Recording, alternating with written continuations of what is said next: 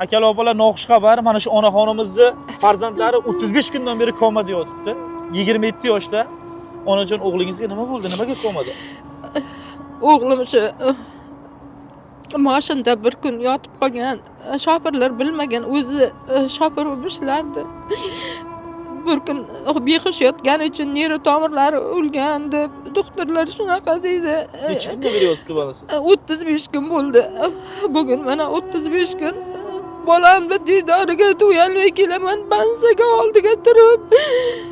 Qanday qilay, bitta evda bolam, farzandim yo'q, boshqa bittagina o'g'lim bor. Bittami farzandingiz? Bittagina farzandim shu o'g'lim, Husniddin jonim bolam. 27 ga kiradi bolam, hali yosh. Yer bosib yursa, shu bansalardan chiqib ketsin. Sizlar qayerdansizlar onajon? Qashqadaryodan, Qamashi rayonidan.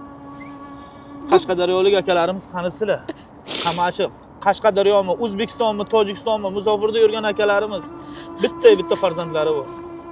Turmush o'rtoqlari ham vafot etgan yoshligida-da. Yetim katta bo'lgan, beota katta bo'lgan farzand hozir komada yotibdi. Nahot siz bilan biz qo'limizdan kelmasa yordam bering. Biz hammadan ham so'ramaymiz, faqat imkoniyati borlardan. Imkoniyati yo'q aka opa-singillar, videomizni like bosib tarqatib ketinglar. Zo'raki bir boylar ko'rsa-yu shu onaxonimizga yordam bersin. Mana qaranglar, o'zlaring ko'ringlar. Ukamiz qanday holatda yotibdilar. Farzandlar, ko'ryapsizlarmi videosini? Mana yotishlari.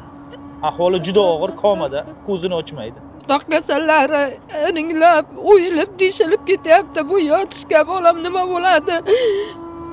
Doktorlar nima deyapti? Dori porasiga adrenalin ichgan deydi.